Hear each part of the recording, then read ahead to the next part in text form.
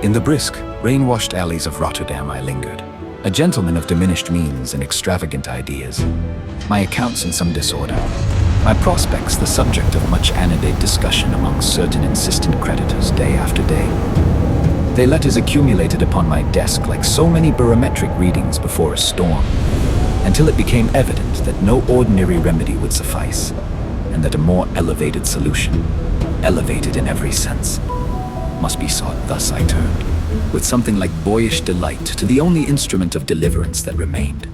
My great golden balloon, its riveted envelope gleaming handsomely beneath the midnight sky, its brass gauges polished, its wooden gondola stocked with notebooks, instruments, and a modest supply of Madeira. All prepared for a voyage no man had yet attempted. With deliberate yet eager hands, I released the final rope, and the vessel sprang upward into a tumult of wind and cloud. The basket dipped and righted itself with the agility of a well-handled boat. The fabric thrummed like a living sail. Lightning traced elegant, momentary filigrees along the brass-bound frame as the earth slipped away beneath me in a whirl of lamps, rooftops, rain, and swiftly receding streets. Through 19 long days I rode the widening heavens alone.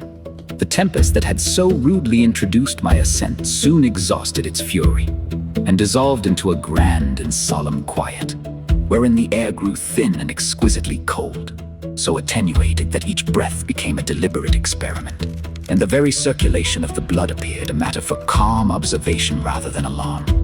I applied myself without respite to the brass condenser and its subtle mechanisms, its steady ticking a most companionable metronome in that vast laboratory of emptiness, while the earth diminished beneath me.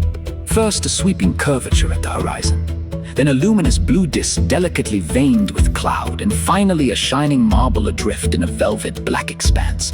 One by one, the ballast bags descended into the invisible depths below, their departure noted as neatly as items struck from a ledger. The ropes murmured and sang under the persistent upward strain. The wooden gondola uttered occasional, respectable groans as the balloon climbed ever higher into the star-bright void. The cold grew keener with every hour, but so too did my exhilaration. The stars no longer twinkled like distant ornaments. They burned with a marvelous, unwavering clarity, as if opening their eyes upon an unexpected guest.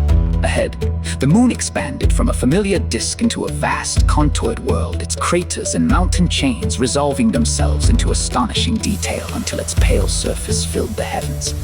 Then, with a report that put me sharply in mind of a cannon at close quarters, the golden envelope parted along a hidden seam, and the entire craft began to descend through the soundless dark, the earth now turning above me like a lantern hung from the rafters of infinity, as I gripped the rail, more fascinated than afraid. In that curious interval, the very habit of gravity appeared to reconsider its allegiance. The lunar surface did not rush upward in catastrophe, but advanced with stately, measured grandeur, a solemn disk becoming a landscape becoming a place one might almost address.